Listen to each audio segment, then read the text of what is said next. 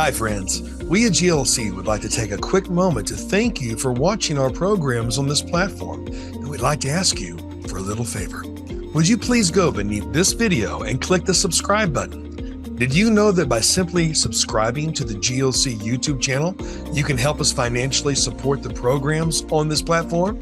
You'll need to be signed into YouTube beforehand, but if not, simply click the subscribe button and YouTube will automatically walk you through the steps to sign in or to create an account. By taking these simple steps, you will not only ensure that you continue to receive our unique programming and gain instant access to the hundreds of videos we post, but more importantly, you'll also be telling YouTube that GLC's content is worth watching and promoting. Likewise, if you enjoyed a specific program, please click the thumbs up button below, which also helps inform YouTube that this is a program worth recommending. Finally, once you have logged in and subscribed, please click the notification bell below in order to receive announcements when we post new content. As usual, feel free to post your questions and comments in the comments section below. We always love hearing from our friends and viewers. Again, thank you for watching and supporting God's Learning Channel. We couldn't spread the message of the gospel without you. Be blessed, and we hope you enjoy the show.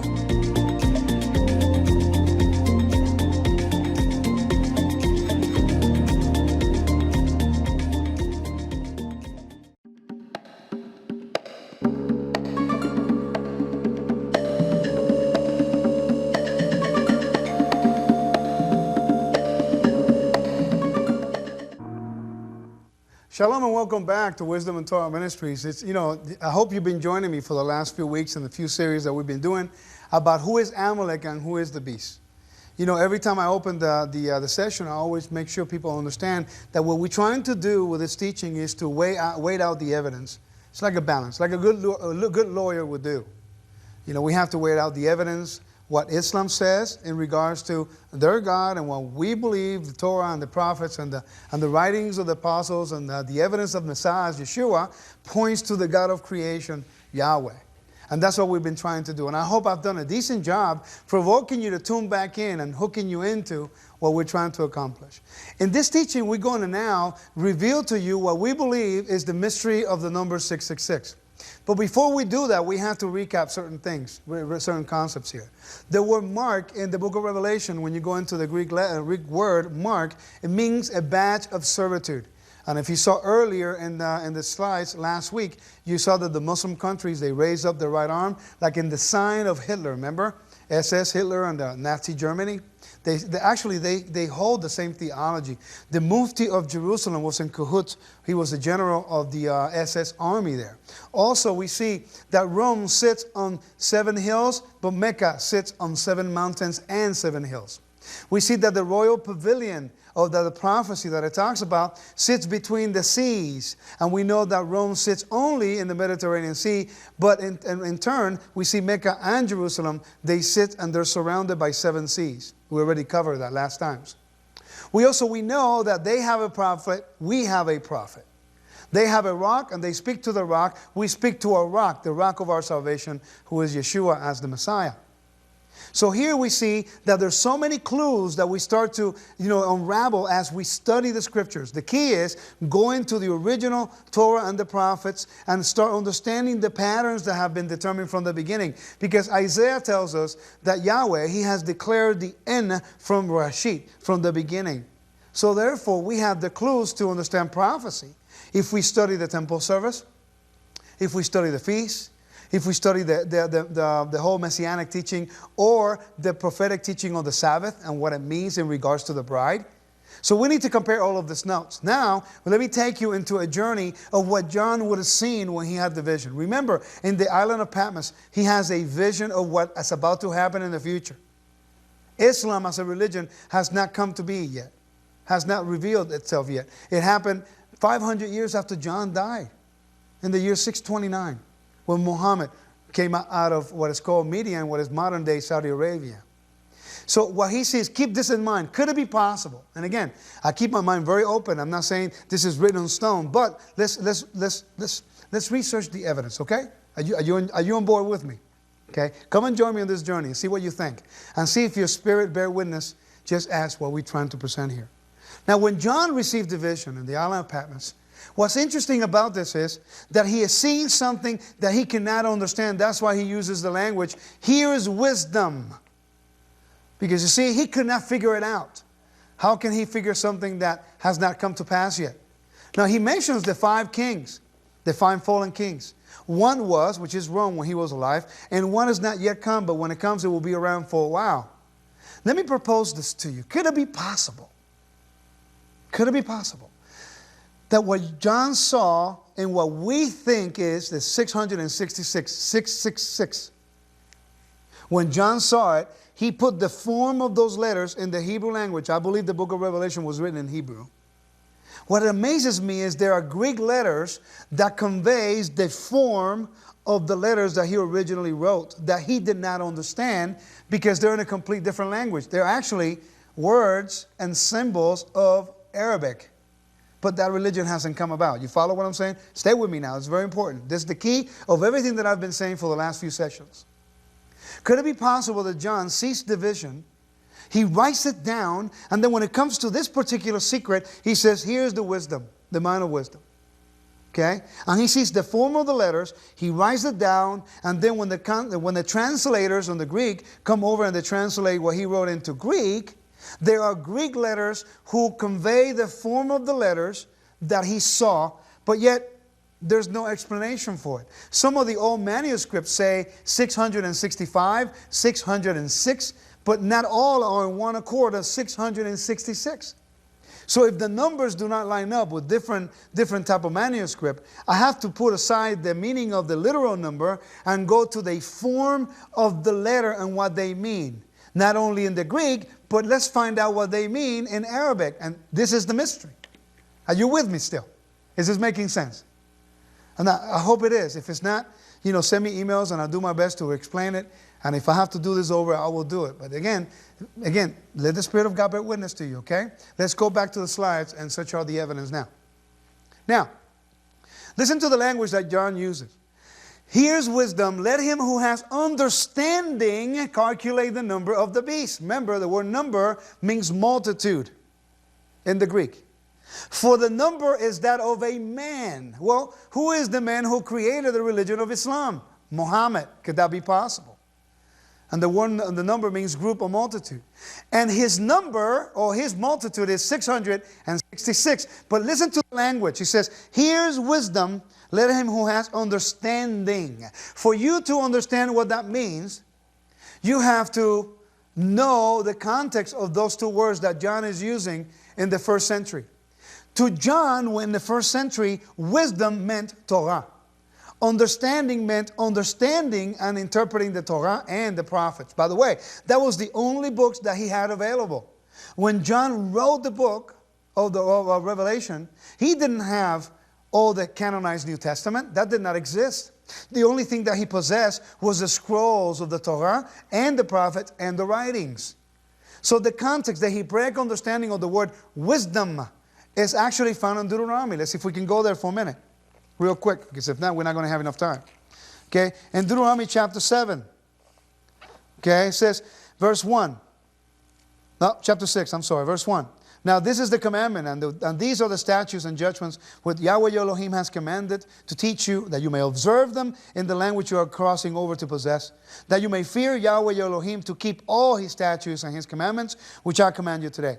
You and your sons and your grandsons all the days of your life, that your days may be prolonged. Therefore, Shema, O Israel, and be careful to observe it, that it may be well with you, that you may multiply greatly as Yahweh your Elohim, the Elohim of your fathers, and promised you a land with milk and honey. Israel. Okay, Adonai Eloheinu Adonai Echad. Now let me jump over to chapter 4. Okay? That's the commandment, right? But in chapter 4 says, see if I find it now. There we go. It says, in verse 2 of chapter 4 of Deuteronomy, it says, you shall not add to the word which I command you, nor take anything from it, that you may keep the commandments of Yahweh your Elohim which I command you.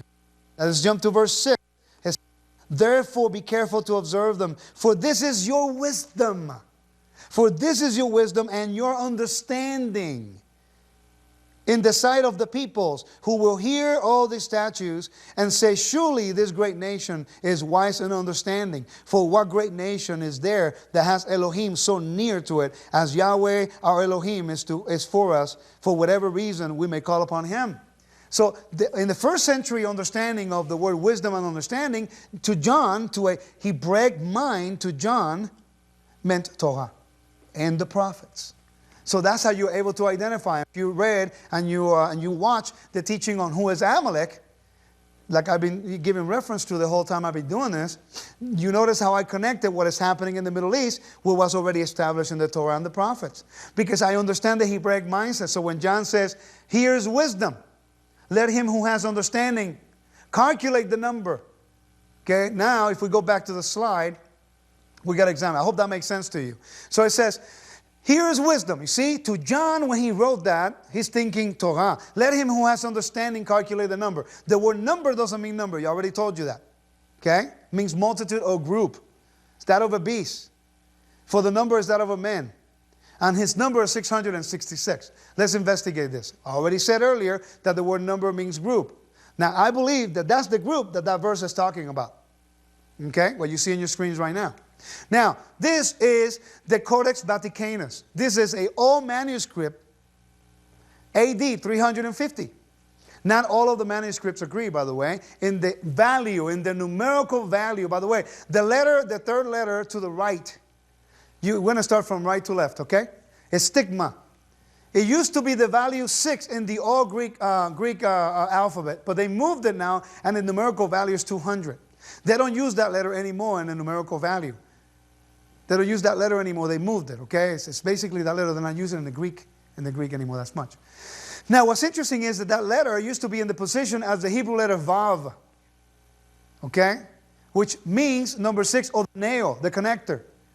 Okay, Yeshua being that nail that connects us back to the Father, okay? So we know that it's a man, because the letter stigma used to have a numerical value 6, which can mean the number of men, right? Okay. Now the middle letter that you see there, count the heads on the middle letter. It's actually in Greek, it looks like a serpent. Okay? Now remember that John saw this in a vision, and there are Greek letters who actually show the form of that letter. Now let me show you something. Let me go to the next one. Okay, I hope I get this right. The far left is Chi, the middle one is Psi, and the last one on the right is Stigma. So the middle one we're focusing in right now. Notice that it's got 4 heads and it's standing vertical. Now, let me move to this one. Look what we have now. Now, you see, that is an Arabic word. Let me put it vertically. Look what it looks like. It looks exactly like that Greek letter. To me, it is outstanding. I'm completely at awe. How is it that John has a vision? You know, he has a vision and he sees the form of this letter, and there are Greek letters to actually convey the message. But it's actually understood in the Arabic language. Do you wonder now why John could not understand it? Because Islam has not come about. He says, those who have wisdom. I don't know. He says, I don't know. Here's the form of the letter. But when it's translated into the Greek, people are focusing on the numerical value of the letters instead of the meaning of the form of the letters in a different language. Did you get what I said? Did that make sense to you? Let me repeat that again. Come back to me for a minute so they can see me. See, John sees the vision in, I don't believe it's Hebrew, okay? He wrote it down in Hebrew. He doesn't understand it because Islam has not come about yet. He conveys the form of the letters. What to me is incredible, there are letters in the Greek that conveys the form of the letter. People are focusing on the numerical value of the letters, but in fact, I believe the mystery is in the meaning of the letters in Arabic, not Greek and not Hebrew. Do you follow what I mean? No wonder John could not understand it. Amen? See, if we didn't have the Muslim religion raised up in the last, almost 2,000 years, 1,500 years, and we see what they've done, we would have never seen this mystery, and we're still focusing on the number when there's a possibility that is not a literal number, that is the message of the letters in the Arabic language that conveys the mystery. I hope that makes sense to you. Let's go back to the slides. So now let's move on. You see, when you go back there, you see the middle letter. You have an Arabic word that explains that. And then to the left, you have Ki. I hope I'm pronouncing this right. I don't want to mess it up, but please excuse me if I messed up here a little bit. I've been teaching all day long, and it's very interesting. You know, I'm trying to do my best. So if I make a mistake, please correct me in love. And, you know, I'll make sure that I do it right next time, okay? Now, let's find that. It looks like an X, doesn't it? Now, let's see what we can do with this one. You see that right there? That is found in the Saudi Arabian flag. Isn't it funny that there's prophecies about the sons of Ishmael, that they have their sword against their brother?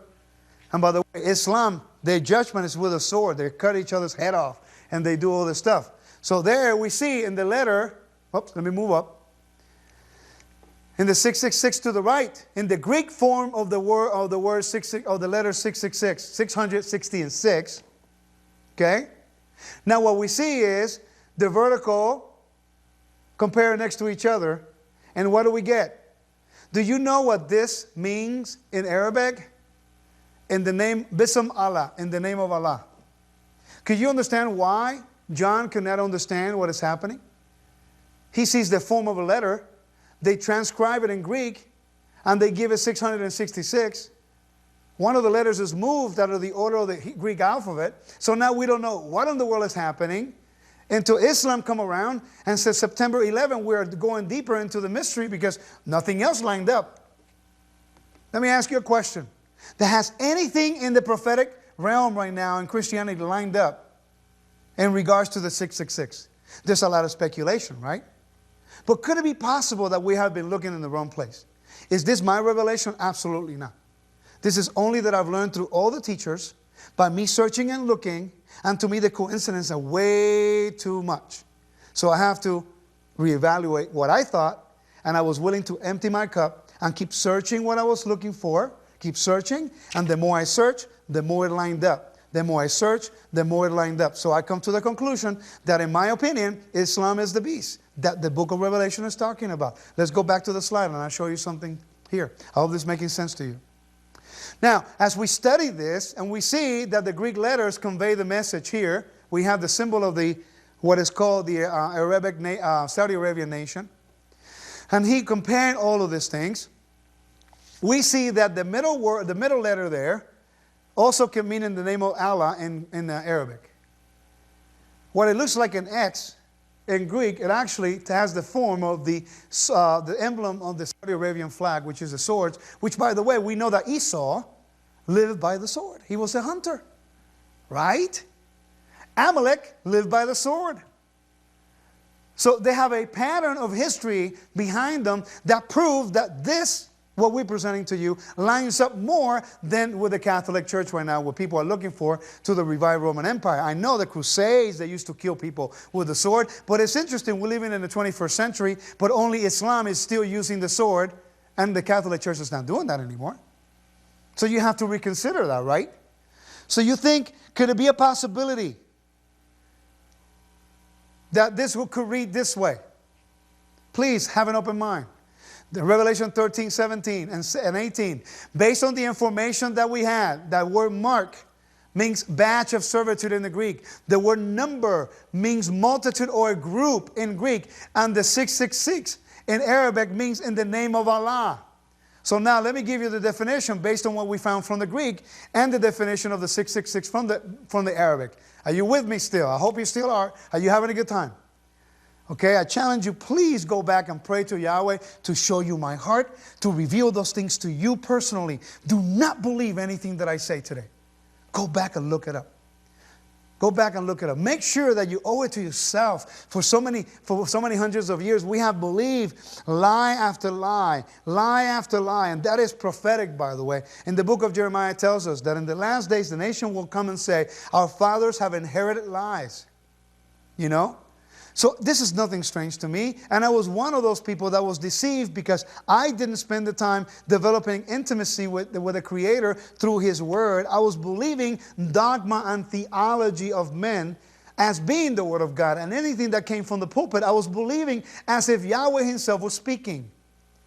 But once I got deceived, I recognized that I need myself to submit to the commandments of Yahweh and return in repentance, teshuvah, and observe the Shabbat and the feast to understand what a true marriage covenant is.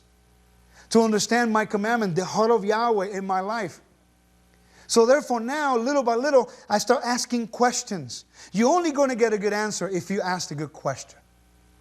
If you don't ask good questions, you're not going to get a good answer. So I start challenging things. I start reading into things. I start looking into the Hebrew, the Greek, the culture, the idiomatic expressions, start comparing notes. And I start listening to people who knew about certain matters more than I do. I don't know anything. I'm only a servant. I'm learning just like you every day. And now I come to this revelation. Is this my revelation? Absolutely not. The other brothers and sisters that are teaching this. I've got the opportunity to get on this air and on this station, giving me the freedom to share this with you. And I hope this is a blessing. But please, please, don't go bashing people. Just understand what is happening around you, because this is for your security only, and for you to understand that Yahweh loves you so much that He wants to reveal the secrets that have been hidden for thousands of years. And who are we that He should be so mindful of? He wants to reveal it to us. Why? Are we that special? No. We are always stiff-necked and we break the commandments, and sometimes we do things we don't want to do. But we are desired to come into a deeper intimacy with the Creator, and He wants to share with us how deep He loves us, how much He loves us, by allowing us to see certain things that could not be understood until this time in history. Would you agree with me on that? And that's what I'm trying to do, convey the message. If there's a Muslim person watching this, I don't want you to be mad at me because I'm presenting the facts. I'm just comparing so I know what I'm getting into. Just re-examine your theology. Re-examine your life. And tell me if you live a life of hope and love, just like we're trying to convey in the message in the Torah and the prophets. Not in religion, but in the true message of repentance and obedience. Don't hate the messenger. Compare the information.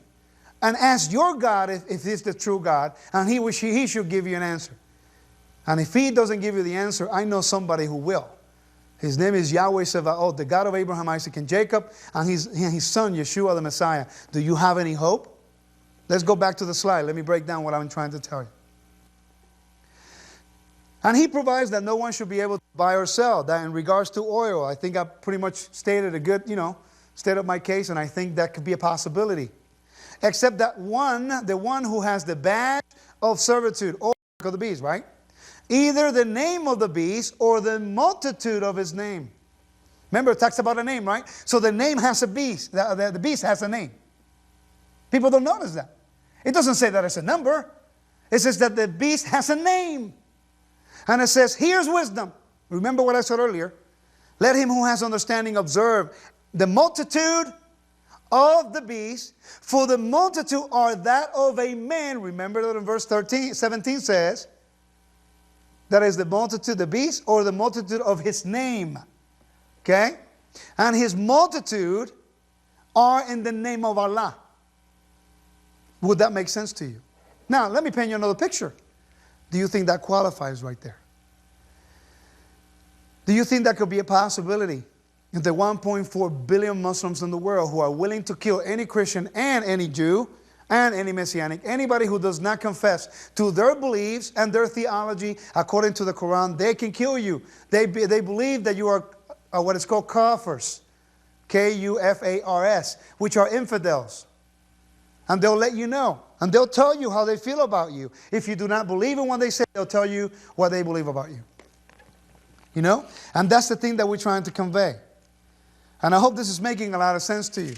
I hope that this is challenging you to reevaluate your theology. Not my theology. I'm only the messenger and I want to share with you what I'm learning. But I hope this is reevaluating what you thought and believed. And if you are a prophecy teacher and you never saw this before, then are you willing to change what you thought and reevaluate your teaching? Are you willing to change your ways and try to share with others what Yahweh says? Are you willing to do that without judging you? Because I know that it's not like you're trying to deceive people or anybody's trying to deceive anybody on purpose. We are working with the information that we have. You follow what I'm saying? We have been working with the information that we've had from the past. But are we willing to re-examine our theology and the way we were raised, believing certain things, and have just for 1 second open the window to say, hey, I may have been taught wrong. And am I willing to change? Are we going to lose our redemption? Are we going to change our relationship with the Messiah? Are we going to, just because I said, hey, I was wrong, am I going to lose credibility? It's the contrary. If you humble yourself before Yahweh, He can exalt you in due time. I am only a bondservant of Yahweh. I have no credentials. I've never been anywhere. I just go into the Word and I ask the Father to teach me to teach like Yeshua used to teach.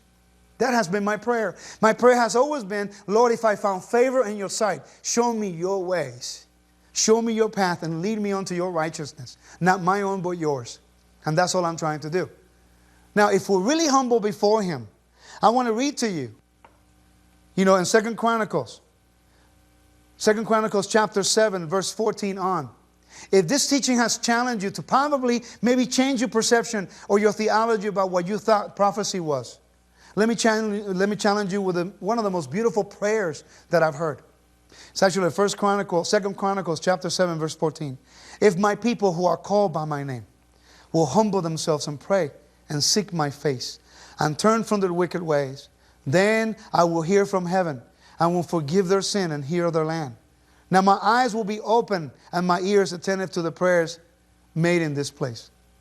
For I have chosen and sanctified this house, and my name may be there forever, and my eyes and my heart will be there perpetually. That's awesome.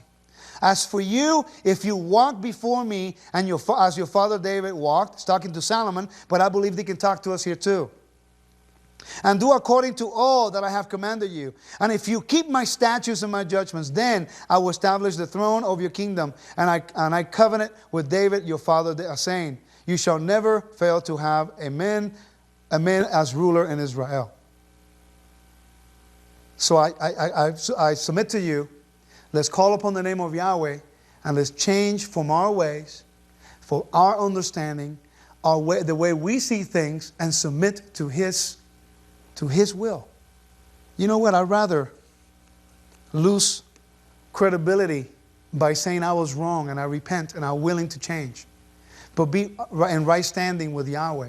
So when we come in the kingdom and He calls me to judgment, and then He's playing the DVD of my life, and He comes to the place in which I say, Yahweh, I surrender. Hineni Adonai, here am I. I want to be, one of the people standing on the wall. Give me an opportunity to stand up for your truth and your righteousness. Brothers and sisters, I hope you enjoy this teaching. I hope this has been challenging to you. Please come back to the heart of the Creator. Come back to the Torah. And if you walk in the Torah and the statutes and the commandments that Yeshua walked into, my Jewish brothers, my family, will be provoked to jealousy, and they will ask you why you do that. And then you can say, because I serve the God, the Elohim of Abraham, Isaac, and Jacob, the God of all creation. And that's whom I serve. So I hope this series has been enlightening to you. I hope that you have enjoyed yourself. I hope that I've challenged you to go deeper into the Scriptures. And I'll tell you what, I'm excited to hear what you have to say about this. So if you have any comments, positive or negatives, just send me an email, wisdomintorah@yahoo.com. May Yahweh bless you and keep you and protect you. And I'll tell you what, this is challenging, isn't it? But I think He's going to reveal the secrets like He promised He will in the last days. Yahweh bless you and keep you. Until next time.